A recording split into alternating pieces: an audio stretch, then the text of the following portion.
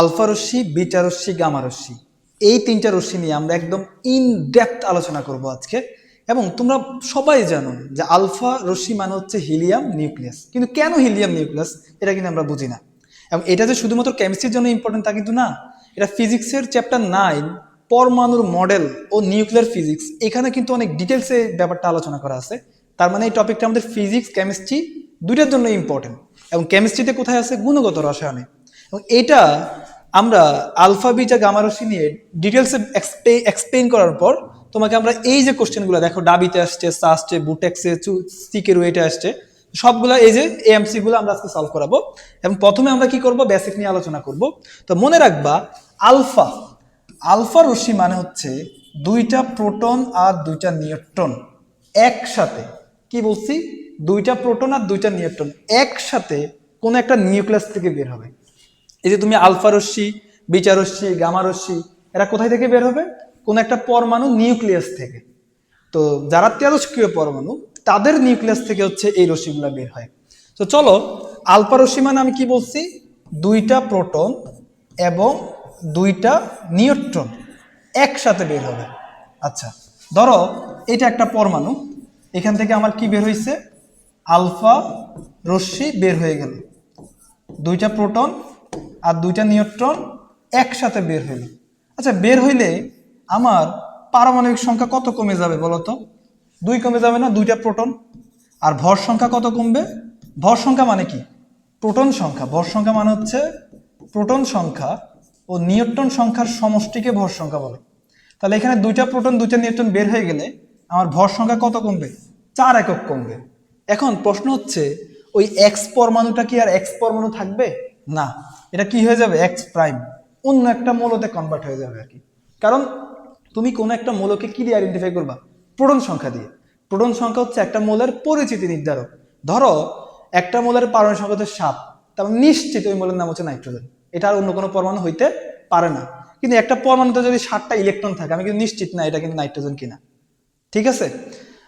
ওকে, ঠিক আছে। তাহলে আমরা এটা বুঝতে পারলাম। এখানে আমরা একটা বক্স করে দিচ্ছি তোমাকে, সেটা হচ্ছে আমরা কি লিখবো এখানে, আমরা লিখবো নির্গত রশ্মি। নির্গত রশ্মিটা কি? আলফা। আচ্ছা, পারমাণবিক সংখ্যা কত একক কমবে? 2 একক কমবে। এবং ভর সংখ্যা কত একক কমবে? 4 একক কমবে। তো আমরা একটা এক্সাম্পল দেখব। এক্সাম্পলটা হচ্ছে তোমার কি দিব, ধরো ইউরেনিয়াম। ইউরেনিয়াম কি 238, এর পারমাণবিক সংখ্যা হচ্ছে 92। ওকে, ধরো এখান থেকে কি হয়ে গেল, এই আলফা রশ্মি বের হইলো আর কি। আচ্ছা, আলফা রশ্মিটা তো আমরা হিলিয়াম নিউক্লিয়াস দিয়ে প্রকাশ করি, তাই না? তো হিলিয়াম, হিলিয়াম মানে কি? হিলিয়ামের পারমাণবিক সংখ্যা 2, ভর সংখ্যা হচ্ছে 4, মানে এখানে প্রোটন সংখ্যা 2টা। প্রোটন সংখ্যা 2টা মানে কি, ইলেকট্রন সংখ্যা কয়টা থাকবে? 2টা। আর নিউট্রন সংখ্যা মানে কি, a - z। এই ভর সংখ্যা থেকে পারমাণবিক সংখ্যা বাদ দিতে হবে, তাহলে 4 - 2 সমান হচ্ছে 2। আচ্ছা, একটা জিনিস খেয়াল করো তোমরা, যে আমি বলছি যে আলফা রশ্মি মানে হচ্ছে 2টা প্রোটন আর 2টা নিউট্রন।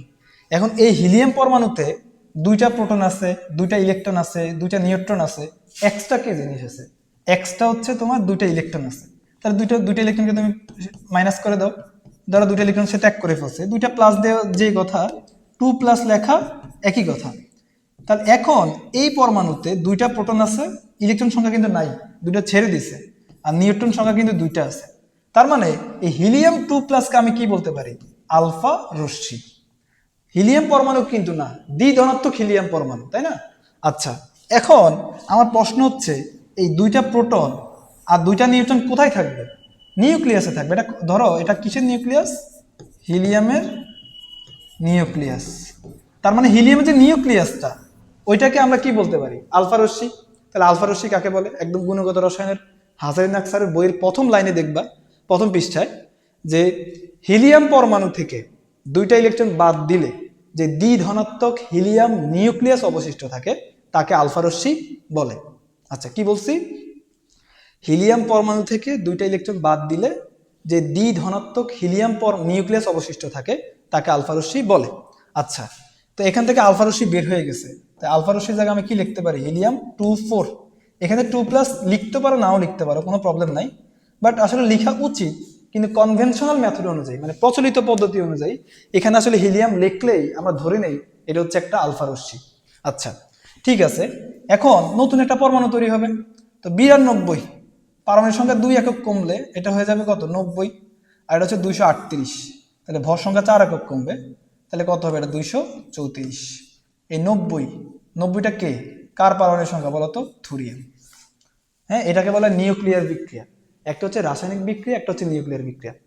রাসায়নিক বিক্রিয়া হয় ইলেকট্রন আদান প্রদানের মাধ্যমে, আর নিউক্লিয়ার বিক্রিয়া হয় নিউক্লিয়াসের পরিবর্তনের মাধ্যমে। তাহলে এটা হচ্ছে নিউক্লিয়াসের কিন্তু পরিবর্তন হয়েছে, দেখো নিউক্লিয়াস থেকে 2টা প্রোটন আর 2টা নিউট্রন বের হয়ে গেছে এবং নতুন নতুন মৌল তৈরি হচ্ছে এখানে। এটা হচ্ছে ভাইয়া নিউক্লিয়ার বিক্রিয়া। ঠিক আছে, তো আমরা এখন এই বিক্রিয়াগুলো এভাবেও করা যায়, আমরা এমসিকিউ সলভ করার সময় তোমাকে দেখাবো আর কি। মানে বিষয় হচ্ছে দেখো এখানে 234 আর 4 এই 238 মিলে গেছে, 90 আর 2 সেটা হচ্ছে 92। এমসিকিউ প্র্যাকটিস করার সময় বিষয়টা আরো বেশি ক্লিয়ার হবে। সো আসো আমরা এখন কি পড়ব, আলফা রশ্মির বৈশিষ্ট্য পড়ব। আলফা রশ্মির বৈশিষ্ট্য। ওকে, আমরা প্রথমে আলফা রশ্মির কি পড়ব, ভর, আপেক্ষিক ভর। তো মনে রাখবা তোমরা যে প্রোটন, ইলেকট্রন আর নিউট্রন এদের আপেক্ষিক ভর, প্রোটনের আপেক্ষিক ভর হচ্ছে 1, ইলেকট্রনের আপেক্ষিক ভর 0, আর নিউট্রনের আপেক্ষিক ভর হচ্ছে 1। মনে রাখবা সর্বাপেক্ষা ক্ষুদ্রতম কণার নাম হচ্ছে ইলেকট্রন। পরমাণুর মধ্যে কয় ধরনের কণিকা পাওয়া যায়? 3 ধরনের, স্থায়ী, অস্থায়ী, কম্পোজিট। এরা কিন্তু স্থায়ী মূল কণিকা, অস্থায়ী মূল কণিকা অনেকগুলা, 200টার মতো, neutrino, antineutrino, meson, boson, pion, graviton ইত্যাদি। আর কম্পোজিট কণিকা মানে যৌগিক কণিকা, ভারী কণিকা, আলফা কণিকা, ডিউটেরন কণিকা। তাহলে কম্পোজিট, এই আলফা কণিকা এটা কিন্তু একটা কম্পোজিট কণিকা, আমরা লিখতে পারি বৈশিষ্ট্যের মধ্যে এটা একটা কম্পোজিট কণিকা, কম্পোজিট কণিকা বা ভারী কণিকা। আচ্ছা, 2 নাম্বার হচ্ছে কম্পোজিট কণিকা 2টা, হ্যাঁ, আলফা কণিকা আর আলফা রশ্মি, আর একটা কি ডিওটেরন কণা, ডিওটেরন। আচ্ছা, এবার এর আপেক্ষিক ভর কত হবে? আপেক্ষিক ভর এই যে 2 আপেক্ষিক ভর কত হবে? 4। কারণ কি 2টা প্রোটন যোগ 2টা নিউট্রন, তাহলে 2টা প্রোটনের ভর হবে 2 আর 2টা নিউট্রনের ভর হবে 2। আচ্ছা, প্রকৃত ভর কত হবে? প্রকৃত ভর, আচ্ছা প্রকৃত ভর হবে তোমার 2টা প্রোটনের ভর যোগ 2টা নিউট্রনের ভর। তো প্রোটনের ভর কত? 1.673 ইন্টু 10⁻²4 গ্রাম। আর নিউট্রনের ভর কত? 1.675 ইন্টু 10⁻²4 গ্রাম। দেখো অলমোস্ট সেম, এটা 673, এটা 675। তাহলে আমি বলতে পারি প্রোটনের ভর আর নিউট্রনের ভর কি সেম। তাহলে আমি এটাকে 2টা প্রোটনের ভর প্লাস নিউট্রনের ভরের জায়গায় কি লিখতে পারি? প্রোটনই লিখতে পারি। তাহলে কি 4টা প্রোটনের ভর, তাহলে 4 গুণ কি হবে 1.673 ইন্টু 10⁻²4, এটা গুণ করলে যা আসে তাই, মুখস্থ করার দরকার নাই, ক্যালকুলেটর চাপলে চলে আসবে। তো পরীক্ষা এভাবে থাকতে পারে আলফা রশ্মির বৈশিষ্ট্য নিচে 9 কোনটি। অপশনে থাকতে পারে আলফা রশ্মির ভর হচ্ছে একটা প্রোটনের 4 গুণ, হ্যাঁ সত্যি কথা। অপশনে এটাও থাকতে পারে আলফা রশ্মির ভর হচ্ছে একটা নিউট্রনের 4 গুণ। প্রোটন আর নিউট্রন তো সেম, তার মানে প্রোটনের 4 গুণ অথবা নিউট্রনের 4 গুণ। আচ্ছা, এবার 4 নাম্বারটা হচ্ছে এর হচ্ছে কি চার্জ, আপেক্ষিক চার্জ। আপেক্ষিক চার্জ কত হবে? +2, কারণ নিউটনের চার্জ তো 0, তাহলে 2টা প্রোটনের চার্জ কত হবে? +2। আর প্রকৃত চার্জ কত? প্রকৃত চার্জ আমরা জানি যে প্রোটনের চার্জ কত 1.6 ইন্টু 10⁻19 কুলম্ব। 2টা প্রোটন আছে, 2 দিয়ে গুণ করতে হবে, তাহলে কত আসবে? 3.2 ইন্টু 10⁻19 কুলম্ব। এই হচ্ছে আমার আলফা রশ্মির বৈশিষ্ট্য। ঠিক আছে, এবার আমরা পড়ব বিটা রশ্মি নিয়ে পড়াশোনা করব, কেমন? আসো, বিটা রশ্মি।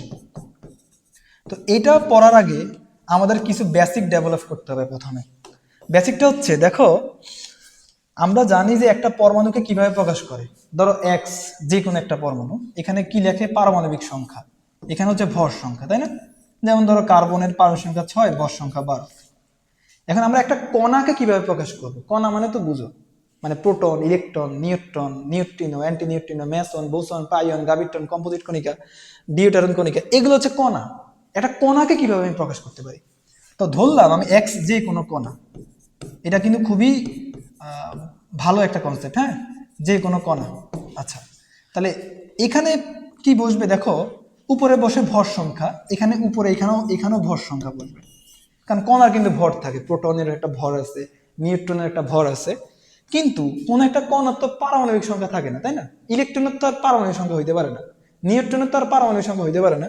তো এখানে বসে চার্জ, এখানে কি বসে আপেক্ষিক চার্জ আছে, আর এখানেও আপেক্ষিক ভর। আচ্ছা, তো ধরো কণা বলতে আমরা এখানে বোঝাচ্ছি প্রোটন, ইলেকট্রন, নিউট্রন, আরো হইতে পারে পজিট্রন। ওকে, এখন প্রোটনের আপেক্ষিক ভর 1, আপেক্ষিক চার্জ 1, ইলেকট্রনের আপেক্ষিক ভর 0, ইলেকট্রন কিন্তু সর্বাপেক্ষা ক্ষুদ্রতম কণা, এর চার্জ আপেক্ষিক চার্জ -1, নিউট্রনের আপেক্ষিক ভর 1 কিন্তু আপেক্ষিক চার্জ 0। এই ব্যাপারটা আপনি সুন্দর করে আপনার মাথায় সেট করে নেন, এই ব্যাপারটা আমাদের খুবই কাজে দিবে। আচ্ছা, বিটা রশ্মি, বিটা রশ্মি মনে রাখবেন মানে হচ্ছে একটা ইলেকট্রন। বিটা রশ্মি মানে কি? ইলেকট্রন। যদিও বিটা ক্ষয় দুই প্রকার, হ্যাঁ, বিটা পজিটিভ, বিটা নেগেটিভ। আমরা শুধু বিটা নেগেটিভ ক্ষয় নিয়ে কাজ করব, মানে শুধু ইলেকট্রন নিয়ে কাজ করবো, তো কেমিস্ট্রিতে এতটুকু জানলে এনাফ। তাহলে আপনি বিটা রশ্মি মানে কি? ইলেকট্রন, এটাই আপনি মাথায় রাখেন। আচ্ছা, তো ধরেন মানে বিটা রশ্মি, ধরো কোন একটা পরমাণুর নিউক্লিয়াস থেকে বিটা রশ্মি বের হচ্ছে, তার মানে কি ওই পরমাণুর নিউক্লিয়াস থেকে একটা ইলেকট্রন বের হচ্ছে। এখন তুমি কোশ্চেন করতে পারো, স্যার নিউক্লিয়াস থেকে ইলেকট্রন কিভাবে বের হয়? নিউক্লিয়াসে ইলেকট্রন থাকে না। এটাই তো কোশ্চেন, এটাই তো ইন্টারেস্টিং ব্যাপার, যে ধরো তোমার এখানে দুইটা নিউট্রন আছে, একটা প্রোটন আছে। তো এই যে নিউট্রনটা ধরো এটা প্রোটনে কনভার্ট হয়ে গেছে, হয়ে যাওয়ার পরে নতুন করে একটা ইলেকট্রন তৈরি হয়। আমি কি বলছি? নিউক্লিয়াসের একটা নিউট্রন প্রোটনে যখন কনভার্ট হবে তখন সে নতুন করে একটা ইলেকট্রন তৈরি করবে। কেন কেন ভালো করে খেয়াল করো। ধরো একটা নিউট্রন কিসে কনভার্ট হচ্ছে? প্রোটনে। প্রোটনের 1 1 আর নিউট্রন হচ্ছে 1 0। তাহলে খেয়াল করো, এখানে 1, এখানে 1, তাহলে এখানে উপরে 0, এখানে 0, এখানে 1, তাহলে এখানে -1। চিন্তা করো, এখানে 1 -1 দিলেই তো যোগফল 0 হবে, এই যে 0, আর 1 আর 0 যোগ করলে 1, তাহলে 0 -1 মানে কি? ইলেকট্রন। এই যে আপেক্ষিক ভর 0, চার্জ -1। তাহলে একটা নিউট্রন যখন একটা প্রোটনে কনভার্ট হয় তখন নতুন করে সেখানে একটা ইলেকট্রন তৈরি হয়। আচ্ছা, ঠিক আছে। এখন আপনি বলেন, ধরেন এটা ছিল x, এটা কি হয়ে যাবে? এখানে প্রোটন সংখ্যা কয়টা ছিল? একটা, জেড। জেড, এখানে একটা প্রোটন বেড়ে গেল না? মানে একটা প্রোটন তো বেড়ে যাবে, একটা নিউট্রন কমে যাবে, প্রোটন বেড়ে যাবে, তাহলে জেড প্লাস 1। কিন্তু এখানে ভর সংখ্যা যা হবে এখানে ভর সংখ্যা তাই হবে। এখানে অনেকে কনফিউজড যে ভাই এটা তো বুঝলাম না, ভর সংখ্যা মানে কি? ভর সংখ্যা মানে হচ্ছে নিউট্রন আর প্রোটন সংখ্যার সমষ্টিকে ভর সংখ্যা বলে। তাহলে এখানে নিউট্রন আর প্রোটনের যোগফল কত? 3। এখানে কত যোগফলটা? তাও তো 3। মানে এখানে প্রোটন বাড়ছে কিন্তু ভর সংখ্যা বাড়ে নাই, কারণ প্রোটন তো অন্য জায়গা থেকে আসে নাই। এখানে একটা কণা কনভার্ট হয়েছে আর প্রোটনে, আলটিমেট যোগফল তো সেম। নিউট্রন প্রোটনে কনভার্ট হয়েছে, নতুন করে একটা প্রোটন আসেনি। প্রোটন একটা বাড়ছে ঠিক আছে, কিন্তু নিউট্রন যে একটা কমে গেছে, টোটাল ভর সংখ্যা কি থাকবে? সেম থাকবে। আচ্ছা, এটা হচ্ছে ইলেকট্রন, বা এটাকে আমরা বলতে পারি বিটা রশ্মি। তাহলে আমরা সুন্দর করে একটা বক্স করতে পারি। আমরা বক্সে কি লিখবো সুন্দর করে নোট করে নিবা, কাগজ কলম সামনে রাখবা। নির্গত রশ্মি, নির্গত রশ্মি কি হবে? বিটা। পারমাণবিক সংখ্যা 1 একক কি হবে? বাড়বে। ওইখানে কিন্তু 2 একক কমছে আলফা রশ্মিতে। আর এখানে ভর সংখ্যা কি? অপরিবর্তনীয়। ভর সংখ্যা হচ্ছে অপরিবর্তনীয়। ওকে, ঠিক আছে। এবার আমরা একটা এক্সাম্পল দেখতে পারি। ধরো অ্যাক্টিনিয়াম, অ্যাক্টিনিয়াম 89, এর ভর সংখ্যা আমার মনে নাই, দেখলাম 232। আচ্ছা, তো দেখো এখান থেকে ধরো একটা বিটা রশ্মি বের হয়ে গেল, তাহলে ভর সংখ্যা কোনো চেঞ্জ হবে না, পারমাণবিক সংখ্যা কিন্তু একটা বেড়ে যাবে, 90। 90 মানে কি? থোরিয়াম। ঠিক আছে, আপনি আপনি যোগ করেন, আপনি দেখেন বিষয়টা, দেখেন 232 আর 0, 232, 90 আর -1 যোগ করলে থাকবে 89। এই দেখেন 89। এবার আপনি পড়বেন বিটা রশ্মির বৈশিষ্ট্য, বিটা রশ্মির বৈশিষ্ট্য। তো ইলেকট্রনের যা যা বৈশিষ্ট্য আছে এখানে সেম সেম বৈশিষ্ট্য থাকবে। 1 2 3, এর আপেক্ষিক ভর কত? ইলেকট্রনের আপেক্ষিক ভর 0। এর প্রকৃত ভর কত? প্রকৃত ভর হচ্ছে 9.1 × 10⁻28 গ্রাম। এর চার্জ কত? আপেক্ষিক চার্জ -1। এর প্রকৃত চার্জ কত? প্রকৃত চার্জ হচ্ছে -1.6 ইন্টু 10⁻19 কুলম্ব। এই তো। আচ্ছা, এবার আমরা পড়বো গামা রশ্মি। কি পড়বো ভাইয়া? গামা রশ্মি। তো গামা রশ্মি মানে হচ্ছে পরমাণু নিউক্লিয়াস থেকে কোনো প্রোটন, নিউট্রন, ইলেকট্রন কিচ্ছু বের হবে না। কি বের হবে? একটা তড়িৎ চুম্বকীয় রশ্মি। এখানে তড়িৎ চুম্বকীয় রশ্মি মানে কোনো প্রোটন, কোনো কিছু বের হবে না। তার মানে কি? কোনো কিছু চেঞ্জ হবে না। ধরো এটা হচ্ছে এক্স, এখান থেকে গামা রশ্মি বের হইল, তার মানে এটা এক্সই থাকবে। এটা জেড, এটা জেড, এটা এ হইলে এটা এ হবে। আমরা জানি আলো এক প্রকার তড়িৎ চুম্বকীয় রশ্মি। তাই গামা হচ্ছে আলোর বেগে চলে, আলোর বেগে চলে। হ্যাঁ, তাহলে গামা কি? একটা তড়িৎ চুম্বকীয় রশ্মি যেটা হচ্ছে আলোর বেগে চলে। এটা কোনো চার্জ নাই, বৈশিষ্ট্য কি লিখবা? চার্জহীন, এর কোনো ভর নাই। হ্যাঁ, আচ্ছা, ভরহীন, চার্জহীন, ঠিক আছে, বুঝলাম। তো বেদন ক্ষমতা নিয়ে আমি যদি একটু বলতে চাই, বেদন ক্ষমতা মানে হচ্ছে কোনো কিছু ভেদ করে চলে যাওয়ার যে ক্ষমতা। তাহলে কার বেদন ক্ষমতা সবচেয়ে বেশি? গামা রশ্মি। গামা রশ্মি হচ্ছে আলোর বেগে চলে, তাহলে তার বেদন ক্ষমতা সবচেয়ে বেশি। আমি যদি বেদন ক্ষমতা কম্পারিজন করতে যাই, গামা সবচেয়ে বেশি, তারপর বিটা, তারপর আলফা। আলফা সবচেয়ে কম। আলফা সবচেয়ে কম কেন বলতো? আলফা তো একটা ভারী কম্পোজিট কণিকা, তাই না? সে আস্তে আস্তে ট্রাভেল করবে এবং সে কিন্তু ভেদ করতে পারবে না। বিটা তো ইলেকট্রন, অনেক হালকা, খুব দ্রুত মুভ করতে পারবে। হ্যাঁ, ভ্যালোসিটি বেশি। আচ্ছা, আমাদের বেসিক শেষ। আচ্ছা, আরেকটা ব্যাপার আছে, আয়োনাইজেশন ক্ষমতা। হ্যাঁ, আরেকটা হচ্ছে কি ভাইয়া? আয়োনাইজেশন ক্ষমতা। এটা সবচেয়ে বেশি আলফা, তারপরে বিটা, তারপরে গামা। আয়োনাইজেশন ক্ষমতা মানে হচ্ছে কোন একটা আয়নে কনভার্ট করার যে ক্ষমতা। এখন আলফা যদি কোন একটা মাধ্যম দিয়ে ট্রাভেল করে, তখন তার তো দুইটা পজিটিভ চার্জ, +2, ওর হচ্ছে মাইনাস, ওর হচ্ছে 0 চার্জ, তাই না? চার্জ। আচ্ছা, তাহলে আলফার +2 যখন মাধ্যম দিয়ে ট্রাভেল করবে, সে ইলেকট্রনকে কি করবে? নিজের দিকে নিয়ে আসবে। তো কোন একটা পরমাণুতে ইলেকট্রন চলে গেলে সে কি একটা পজিটিভ আয়নে কনভার্ট হবে। এখানে -1, সে কি করবে? প্রোটনকে টান দিয়ে নিয়ে আসবে, নেগেটিভ আয়নে কনভার্ট করে দিবে। এ তো চার্জ নাই, এর তো আয়নায়জন ক্ষমতা 0। তাহলে এর তো চার্জ সংখ্যা বেশি, তাই এর আয়োনাইজেশন ক্ষমতা কি হবে? বেশি। সরে আতে আ আয়োনাইজেশন, আতে আলফা। মনে থাকে, বুঝলে এমনি মনে থাকে। এবার আসো আমরা কোশ্চেন সলভ করি, কেমন? আচ্ছা, সাস্টে আসছিল প্রথম কোশ্চেনটা, দেখি আমরা। প্রথম কোশ্চেনটা হচ্ছে, এখানে এই বিক্রিয়ায় এ আর বি এর মান কত? সাদা কালার নেই। হ্যাঁ, আচ্ছা, এ আর বি এর মান কত? দেখো এখানে প্রোটন আছে। প্রোটন মানে কি? P11। তাহলে দেখো এখানে আলফা আছে। আলফা মানে কি? আলফা মানে হচ্ছে হিলিয়াম 2 আর 4। তাহলে এখানে 14 আছে, এখানে 4 আছে, 18। তাহলে এখানে কত হবে? এখানে 1। আমি বিক্রিয়াটা সুন্দর করে এক পাশে লিখি, তাহলে বুঝাইতে একটু সুবিধা হবে আমার। ধরো নাইট্রোজেন 7 আর 14, এখানে বলছে আলফা। আলফা মানে কি? হিলিয়াম 24। এখান থেকে বলছে অক্সিজেন প্লাস প্রোটন 1 এখানে 14 আর 4 18, এখানে 1, তাহলে কত দিলে 18? 17। এখানে 1, এখানে 2 আর 7 9, তাহলে এখানে কত? এখানে 1 আছে, তাহলে 8 দিতে হবে। তাহলে কত উত্তর হবে? 17 আর 8। আচ্ছা, এখানে কি দেখেন? এখানে বলছে x এর মান কোনটা? তাহলে এখানে 19, এখানে 0, তার মানে এখানে 19 দিতে হবে। এখানে -1, এখানে 9 দিতে হবে। 9 আর -1 মিলে কত হবে? 8। তাহলে 9 আর 19, এই যে ফ্লোরে। তারপর দেখেন x এর মান কোনটা? এখানে আলফা। আলফা মানে কি? 2 আর 4, তাহলে 14 আর 4 18, এখানে 17, তাহলে এখানে 1 দিতে হবে। এখানে 7 আর 2 9, এই যে 7 2 9, এখানে 8, তাহলে এখানে 1 দিলে 9, তাহলে 1 1 1 1 1 1 মানে কি? প্রোটন।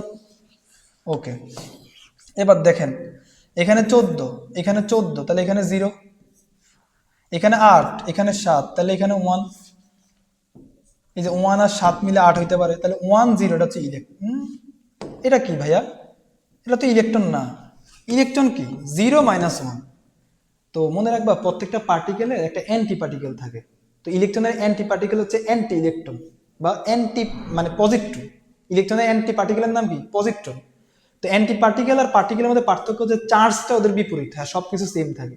তাহলে ইলেকট্রন হচ্ছে 0 -1, ইলেকট্রন হচ্ছে অ্যান্টি পার্টিকেল পজিট্রন, সেটা হচ্ছে 0 +1। তাহলে এটা কি হবে? পজিট্রন। চুয়েটে আসছে। পরেরটা দেখি। পরেরটা ভাই তুমি পারবা ভাইয়া। 17 আর 1 18, এখানে 14, তাই 4। 8 আর 1 9, এখানে 7, তাহলে এখানে 2 দিলে 9 হবে, তাহলে এটা কি আলফা। আলফা।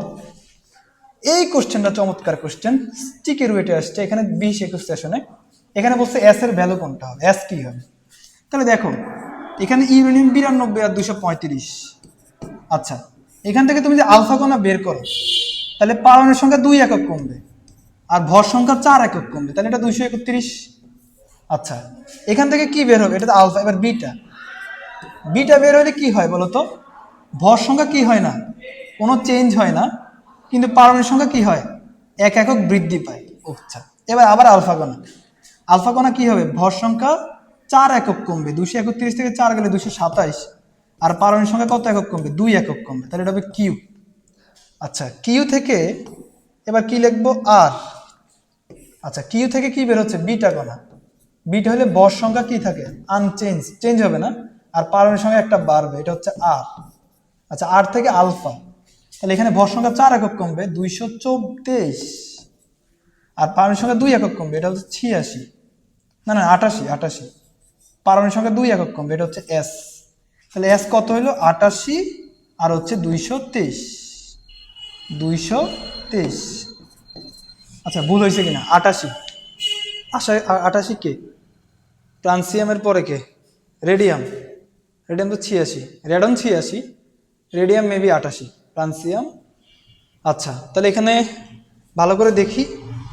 আচ্ছা, আলফা পারমাণবিক সংখ্যা 2টা কমছে, ভর সংখ্যা 4টা কমছে, ভর সংখ্যা কমে নাই, পারমাণবিক সংখ্যা একটা বাড়ছে। তারপর আলফা এইখানে ঠিক আছে, পারমাণবিক সংখ্যা 2টা কমছে, ভর সংখ্যা 4টা কমছে। এখানে ভর সংখ্যা চেঞ্জ হয় নাই, পারমাণবিক সংখ্যা একটা বাড়ছে, ঠিক আছে। এখানে 2টা কমছে, ভর সংখ্যা 4 কমছে, ঠিক আছে, 288। তাহলে এই হচ্ছে আমাদের এই পরমাণুটা 88। আচ্ছা, তো আমি আশা করি বুঝাইতে পারছি। তা আমরা একটা মাত্র হোমওয়ার্ক রাখছি ঢাকা ভার্সিটিতে আসা কোশ্চেন, যে আলফা বিটা গামা রশ্মির চার্জ যথাক্রমে কোনটা, এটা হচ্ছে তোমরা কমেন্ট করে আমাদেরকে জানাই দাও।